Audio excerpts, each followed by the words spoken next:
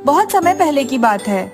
किसी गांव में एक बूढ़ी अम्मा रहती थी। वो बहुत गरीब थी और अकेली ही एक झोपड़ी में रहती थी। किसी समय बूढ़ी अम्मा के 4 बेटे थे, लेकिन उन चारों की मृत्यु हो गई थी और उसका पति भी उसे छोड़ गया था। उनके गांव में भगवान राम का एक मंदिर था। वो माई सुबह मंदिर के बाहर जाके बैठ जाती थी। वही उसको कोई खाने को कुछ दे देता, उससे उसका गुजारा हो जाता था। वो सुबह शाम श्री राम जय जय राम जपती रहती थी। एक समय जब दीपावली का पर्व करीब आया तो वो माई मंदिर से एक रोटी अपने साथ लेकर घर आई और जैसे ही उसे खाने बैठी तभी उसके दरवाजे पे दस्तक हुई। अरे मुझ गरीब के घर कौन आ गया? वो दरवाजा खोलती है तो देखती है कि उसके द्वार पे एक सुंदर सा बालक खड़ा है। माई, मुझे बहुत भूख लगी है, कुछ खाने को है? हाँ हाँ बेटा, अभी देती हूँ, लेकिन तुम कौन हो? पहले कभी तुम्हें यहाँ नहीं देखा। मेरा नाम राघव है। तुम मुझे नहीं जानती, लेकिन मैं तुम्हें अच्छे से जानता हूँ। कुछ खाने को दो ना।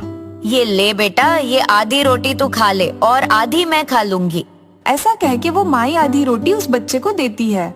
अब जैसे ही वो फिर खाने बैठती है तब उसका दरवाजे पे एक बार फिर दस्तक होती है। माई जाके देखती है तो उसके द्वार पे एक छोटी सी बच्ची खड़ी हुई थी। अरे अब तुम कौन हो? मैं जानकी हूँ। माई, बहुत भूख लगी है, कुछ खाने को दोगी? हाँ हाँ बेटा, ये ले, ये आधी रोटी थी, इसका एक भाग तुम खा लो, बचा हुआ मैं खा लूंगी। अब माई उस बची हुई रोटी को हाथ में लिए खड़ी थी कि तभी एक बालक वहाँ भागता हुआ आया और उसके सामने आके खड़ा हो गया और उसे देखने लगा।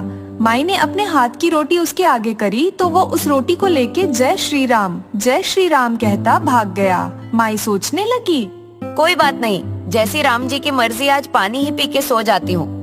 अगले दिन माई सुबह उठ के गांव के मंदिर पे जाके बैठ गई तो देखती है सभी लोग दिवाली के दिए और बाती खरीद रहे होते हैं। वो भी दुकान वाले के पास जाके बोली, भाई कुछ दिया और बाती मुझे भी दे दो, मैं भी अपने घर में दिए जलाऊंगी।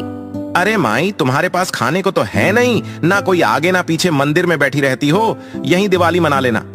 अरे नहीं भाई, दिए जलाऊंगी और मेरे राम को बुलाऊंगी, तो हो सकता है वो मुझ पर कृपा करने को आ ही जाए।